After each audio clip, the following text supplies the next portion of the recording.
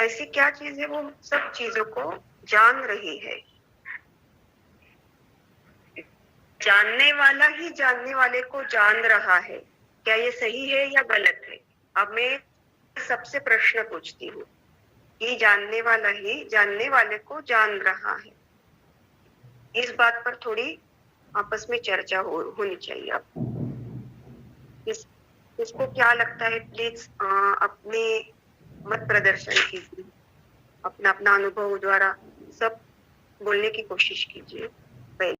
वो लक्ष्य जहाँ से हम डालने की कोशिश कर रहे हैं, मतलब उसकी सत्ता, उस लक्ष्य की सत्ता हमारे हाथ में है। कहाँ वो तीर फेंकना है, कहाँ लगाना है, जबकि वो हमारे हाथ में ही है, लेकिन हमें इसका पता नहीं है। इसको हम विस्मरण बोलते हैं, खुद के स्वरूप के बारे में विस्मरण।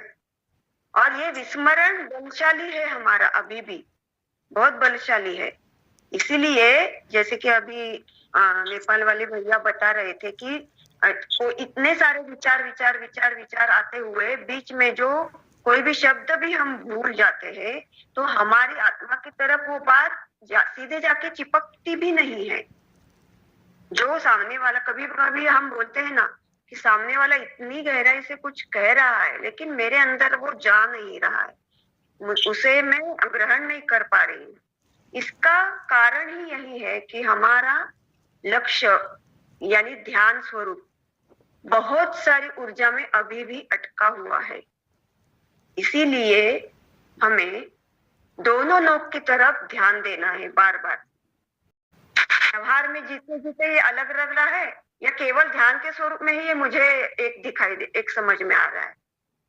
ये बार बार अलर्ट रह के, अवेयर रह के समझ लेना है इसको, तभी पूरे ध्यान स्वरूप हम पूरी मनुष्य जन्म में हम बन पाएंगे, पूरे ध्यान स्वरूप। आप ध्यान स्वरूप बन गए, यही इसका ही अर्थ ये है कि हम पूरे जागरण मात्र या जिसको हम बुद्ध कह सकते हैं, वो बन जाएंगे। क्योंकि दीदी बाहर हमारे इंद्रियों का जो डायरेक्शन है पूरा की पूरा बाहर है। शब्द, स्पर्श, रूप, रस और गंध, ये 5 इंद्रिया जो ज्ञान इंद्रिया है हमारी, उनका डायरेक्शन बाहर है। लेकिन अंदर जो है, जो जानने वाला है, स्पर्श करने वाला है, रस लेने वाला है, गंध लेने वाला है, उसकी तरफ आप जैसे बोले वैसा उसकी तरफ ध्यान होना चाहिए। हमारा ध्यान डायरेक्शन जो बाहर की तरफ ज्यादा क्यों जाता है कि उनका इंद्रियों का पूरा डायरेक्शन बाहर है, लेकिन अंदर जो जानने वाला है, आपकी बोलने का मतलब कि आप उसकी तरफ आपका ध्यान ज्यादा देना चाहिए। हाँ, नहीं, मैं क्या बोल रही हूँ, जो बाहर की तरफ लक्ष्य है, क्या वही एक ऐसी अवस्था हो जैसे क्या उसके बीच में एक अवस्था होती है, फिर श्वास को छोड़ दिया, उस बीच की अवस्था में कुछ भी नहीं होता है, बिल्कुल स्टिलनेस होता है, कुछ नहीं होता है उसमें। बराबर। उस स्टिलनेस को हम एक ही तीर पर देख सकते हैं क्या? तीर की दोनों नोक पर हम उस स्टिलनेस को महसूस कर सकते हैं क्या? जैसे श्वासों के बीच अंतर होता है दीदी, वैसे हमारे शब्दों के बीच भी होता है, हमारे विचारों के बीच भी जो स्पेस होता है ना, वही सत्य है। वही सत्य है, उसी को ठहराव बोलते हैं हम कभी कभी। हाँ। उस ठहराव को हम एक्सपांड रूप में जान सकते हैं क्या? इसी एक्सपांड रूप, मतलब जिसको मैं परे बोलने की कोशिश कर रही हूँ, इस एक्सपांडनेस को हम समझ सकते हैं क्या?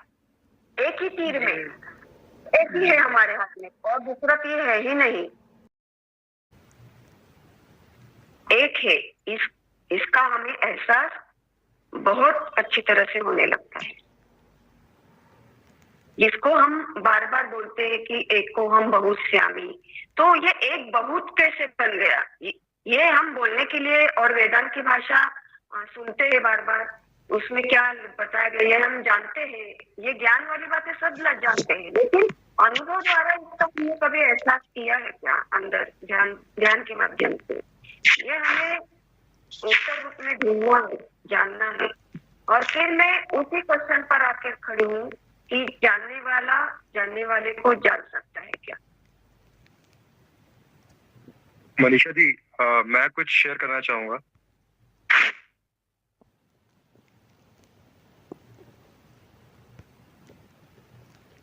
ध्यान का अभ्यास कर रहा हूँ।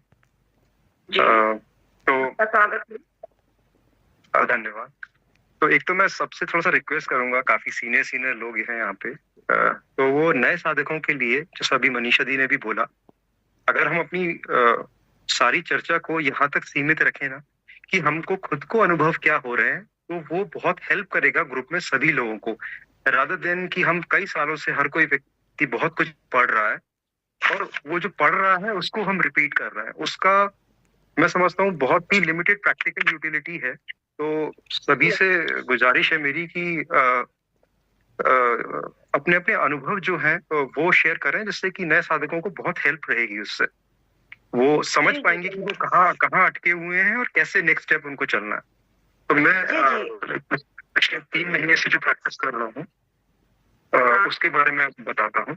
तो मेरा जो ध्यान का स्वरूप है वो यही है कि मुझे अपने 100 के बोध में बने रहने की कोशिश करना है। तो पहली चीज तो ये है कि ये एक एफर्ट है, ये एफर्टलेस नहीं है मेरे लिए। तो मैं दिन में 2 या 3 बार कोशिश करके ध्यान के लिए बैठता हूँ, और जब बैठता हूँ तो मेरी कोशिश ये रहती है कि मैं जिसको मैं मानता हूँ, जो ऐसा फीलिंग है, जो फीलिंग, और वो जो फीलिंग है वो कैसी फीलिंग है कि वो एक कलेक्टिव बॉडी माइंड को मिला के एक जो सेंसेशन सा आता है, उसकी एक फीलिंग है। मैं कोशिश करता हूँ कि मैं उस बोध में बना रहूं, बट ये कुछ सेकंड 2 मिनट का ही रह पाता है, और कोई ना कोई थॉट या कोई भाव से वो टूट जाती है और फिर मैं उस भाव में बह जाता हूँ। सडनली कुछ सेकंड में मुझे ये रियलाइज होता है कि मैं थॉट में चला गया, और फिर मैं एफर्ट से वापस अपने स्व में आने की कोशिश करता हूँ। ये होता रहता है कुछ समय तक, और फिर थोड़ी थोड़ी देर में ऐसा होता है कि स्व का बोध जो है वो कुछ मिनटों तक के लिए बनने लगता है। बट पिछले कुछ दिनों से ऐसा हो रहा है कि जब ये स्व का बोध एक समय तक बना रहता है, तो उस समय स्वाभाविक एक ऐसा एहसास आता है कि ये स्व के बोध को भी कौन देख रहा है। अभी कुछ दिनों से ये बार बार होने लगा है।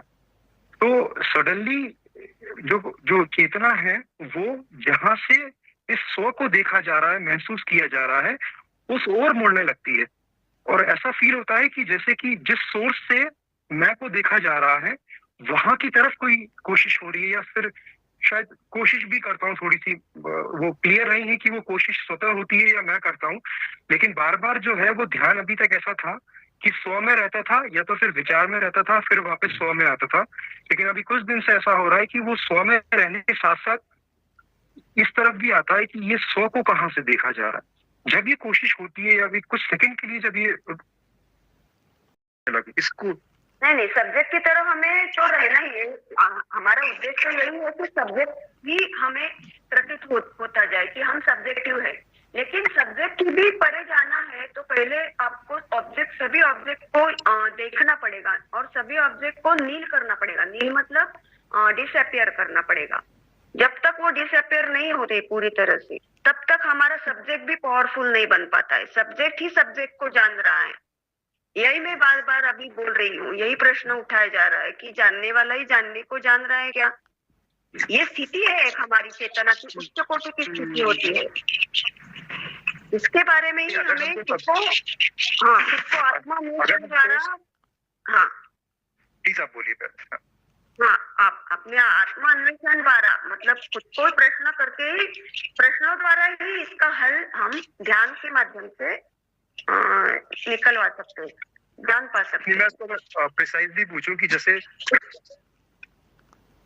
ये होने से अगर मेरे मन में ये सवाल आता है कि मैं ध्यान में स्व में बने रहने के साथ साथ सब्जेक्ट पे अवेयरनेस रखूं, ये ज्यादा बेटर है, या फिर मैं उसको जो हो रहा है कि स्व में ध्यान के बजाय जहां से स्व को देखा जा रहा है उस तरफ अपने आप को मोड़ दूं, तो क्या विकल्प सही है करना?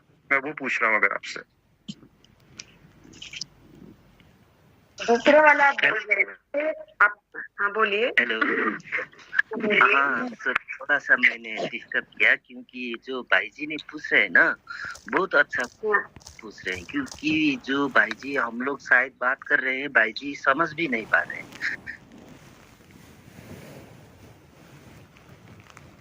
क्योंकि भाई जी का जो अवस्था है मेरा बिल्कुल ही वही अवस्था था भाई जी। प्लीज आप थोड़ा एक्सप्लेन करें। हाँ, ये अवस्था मेरे को 1 साल पहले, लगभग 1 साल के अंदर ही होगा, यही अवस्था था कि मैं भी इसी अवस्था में ठहर गया था।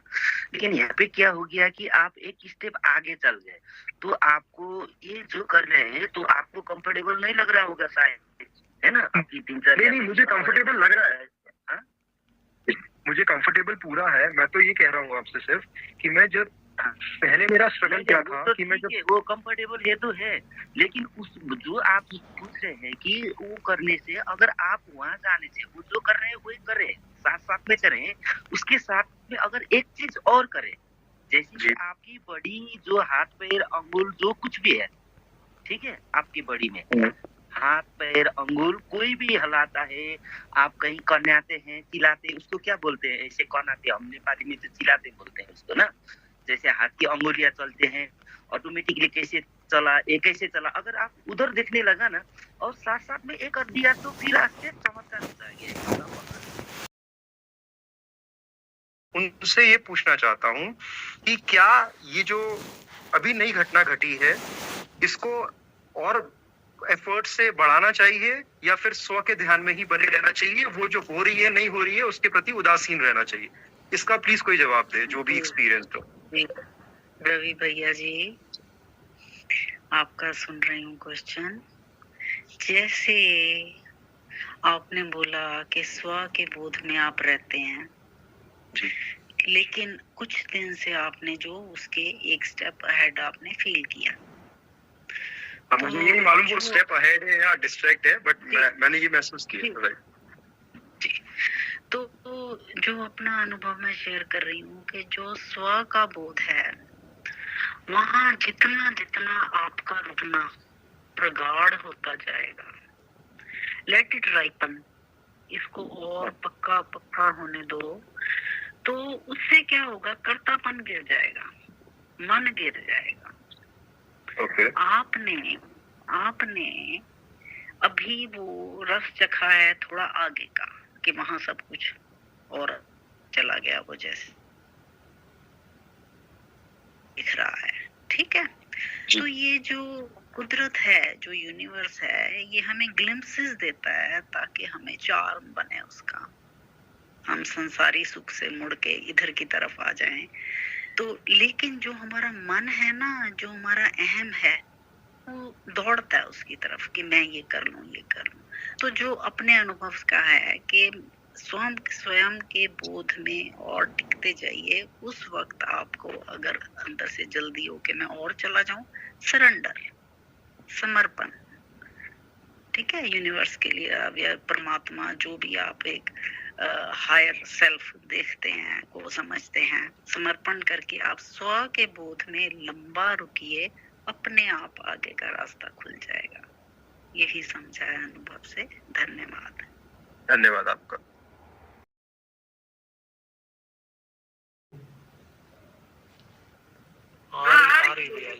आप बोलते रहिए, हम सुन रहे हैं।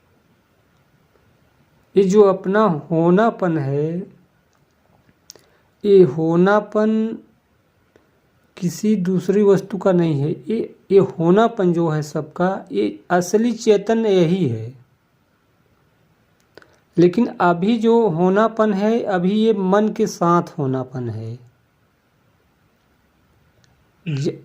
अभी हम लोग जो अपने होनेपन में अभी टिके हैं, इस समय मान लीजिए हम बात कर रहे हैं, तब भी हम अपने होनेपन में हैं। तो अभी ये चित्त के साथ है, ये मन के साथ है।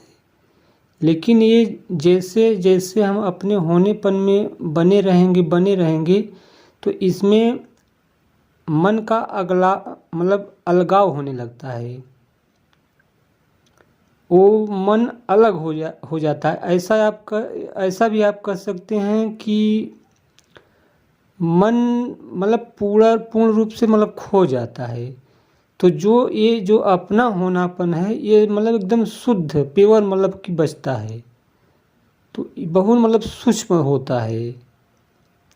उसी को हम लोग मतलब निर्विकल्प समाधि कह सकते हैं। अभी जो अपना होनापन है, अभी तो ये कुछ विकल्प के साथ है, थोड़ा प्रयास है। तो प्रयास भी एक तरह से हम विकल्प मान सकते हैं, लेकिन बिना प्रयास के एक समय ऐसी स्थिति आती है कि बिना प्रयास के मतलब वो बना रहता है। तो असली गहरी समाधि वो है। एक बार मुझे क्या हुआ कि मैं अपने होनेपन में बना रहा और ऐसा मैं एकदम समाधि में चला गया कि मुझे मतलब कि पता ही नहीं चला कुछ क्षण के लिए। अब वहाँ कुछ समझ नहीं आ रहा, लेकिन बाद में जब कुछ वापस होने का जब हुआ तो वापस ही नहीं हो पा रहा हूँ। अब बड़ी परेशानी हुई कि कैसे वापस हूँ, लेकिन हो नहीं पा रहा हूँ। बहुत प्रयास करने के बाद तब जाके पूरी चेतना मतलब कि आई होश में। तो ऐसा मेरा अनुभव था। कि ऐसा जैसे लगता था कि उसमें जो मन था मतलब पूर्ण रूप से एकदम खो गया था। अब वहाँ से मन को फिर से रिटर्न होने में मतलब कि हो ही नहीं रहा था। इसीलिए मतलब कि थोड़ा भय लग रहा था कि जल्दी मतलब कि वापस आऊँ। मतलब पूर्ण रूप से अगर खो गया तो रिटर्न होने में मतलब कि भय लगता था। ऐसा मतलब फीलिंग था मेरा। लेकिन वो पहली बार था। लेकिन अब अब मैं तो जाता हूँ प्रतिदिन, लेकिन भय नहीं लगता है। लेकिन कुछ क्षण के लिए एकदम मतलब खो जाता हूँ। तो फिर कहीं से कुछ आवाज़ आई अचानक, तो फिर ऑटोमेटिक होश में आ जाता हूँ। लेकिन इतना मेरा ये अनुभव है कि अभी जैसे मैं भूत और भविष्य की बातें सुनकर या स्मरण करके मुझे दुख और सुख उत्पन्न होता है। जैसे ही मैं अपने स्व में लौटता हूँ तो तुरंत मतलब वो विदा हो जाता है। अभी जो मनीषा दीदी ने कहा कि हमारा तीर एक आगे की तरफ जाता है, एक पीछे की तरफ जाता है। तो मेरा अनुभव ये है कि जो अभी हम लोग जहाँ पे खड़े हैं ये मन के स्तर पे खड़े हैं। तो मन के सामने अंधकार है। अंधकार के आगे फिर 5 तत्व हैं, आपको सबको मालूम है। अब क्या मैं गिनाऊं। अब मन के जस्ट पीछे बस शुद्ध चेतन है। बस यही 8 का खेल है। 5 तत्व, अंधकार और ये अंतःकरण और अपना शुद्ध चेतन। अब मन के आगे अगर हम जाएंगे तो ये हमको 5 तत्व और ये अंधकार की सारी दुनिया मिलेगी, सारा संसार मिलेगा। अब मन के जस्ट अगर हम पीछे आत्मस्वरूप का स्मरण करते हैं तो बस हम उसी में मतलब खो जाएंगे। यही प्रक्रिया है। आप एक लीजिए थोड़ा सा नमक का टुकड़ा, तो उसको आप पानी में डाल दीजिए तो पानी में घुल जाएगा। अब उसमें थोड़ा आप आग पे रखिए तो वो भाप बन के उड़ जाएगा। वो भाप मानी हवा में बदल गया। अब वो फिर आकाश में विलीन हो गया। आकाश, अगर हम लोग अभी आँख खोले हैं तो आकाश को देख रहे हैं, लेकिन आँख बंद कर लेते हैं तो ये न कोई ग्रह दिखाई देता है, न सूर्य चांद मतलब तारे कुछ नहीं दिखाई देते हैं। अंधकार के अलावा कुछ नहीं दिखाई देता है। यानी ये आकाश भी अंधकार में खो गया। अब अंधकार के पीछे यानी जो अपना ये जो मन है, अंतःकरण है, इसी में चेतन का आभास भी हो रहा है। यानी जो चैतन है, जैसे हवा मतलब सर्वत्र है, ऐसे ही चैतन्य भी सर्वत्र है। लेकिन जहाँ जहाँ अंतःकरण है वहीं वहीं मतलब चेतन का आभास हो रहा है, और वहीं हो रहा है अपने होनेपन का आभास।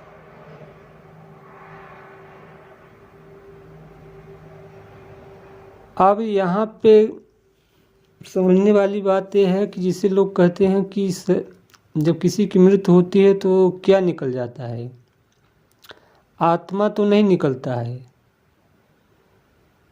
क्योंकि बस आत्मा का और ब्रह्म या परमात्मा का इतने अर्थ है कि घटाकाश महाकाश, यानी ये जो हमारा अंतःकरण है ये है घट, इस अंतःकरण के बाहर जो है वो है महाकाश। तो इस अंतःकरण में जो चेतन है वो हमारा आत्मा है। इस घट के यानी अंतःकरण के बाहर जितना भी आकाश है, आकाशवत जो चैतन्य है, वो ब्रह्म कहिए या उसको परमात्मा कहिए। अब जैसे हमारी चेतना यानी हमारा मन ये 5 तत्वों में प्राणी पदार्थ में मतलब कि भ्रमण करता रहता है, वहाँ पे फोकस करता है, वहाँ ध्यान जाता है, तो उसको लौटा के पहले मतलब स्व में लाना है। स्व मतलब कि पहले आप मन पे केंद्रित होइए अपने आप में, या यहाँ पे केंद्रित होने पे तो चेतन तो है ही है वहाँ पे अंतःकरण में, तो वहीं पे खुद उसका आभास होने लगता है। कर्ता मन ही है। अब मन न रहे तो फिर आभास नहीं होगा। गहरी नींद में मन खो जाता है तो फिर वहाँ आभास नहीं होता है अपने होनेपन का। ऐसा नहीं है कि नहीं रहता है, लेकिन होता नहीं है। तो अब भी जो भी कुछ हो रहा है केवल मन ही करता है। एक सहारा अभी मन ही कर रहा है अपने होनेपन का, लेकिन जैसे जैसे हम अपने होनेपन में बने रहेंगे तो मन खो जाता है। फिर वही असली तब होनापन रहेगा चेतनता का। यही मेरा ध्यान का प्रक्रिया है और यही मुझे अनुभव होता है।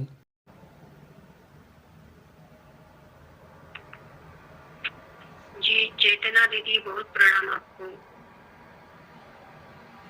चेतना दीदी आज मौन है। मौन है आज क्या बात है, आज मौन में चले गए आप दीदी जी। जी बहुत बहुत प्रणाम आप सभी को मेरा। आज हम पूर्ण रूप से मौन है। अच्छा, और बस सुनते रहे, आप लोगों को सुनते रहे। माफ चले आप लोग की चर्चा। हम बने हैं यही पर हैं। हाँ दीदी जी, हेलो। अभी हाँ दीदी प्रणाम। कबीर साहब की 2 साखियाँ मैं बोलता हूँ। जी भैया। सूरती बांध स्थिर करो, 8 पहर हुजूर माने परमात्मा, ब्रह्म, आत्मा, जो भी आप कहिए। सूरती बांध, सूरती हमारा ध्यान, हमारा अटेंशन बाहर जा रहा है प्राणी पदार्थ में, तो सूरती बांध यानी सुरती को बांध लो, मतलब कहीं उसको इकट्ठा करो। पहले सूरत बांध स्थिर करो, 8 पहर हुजूर पास ही है।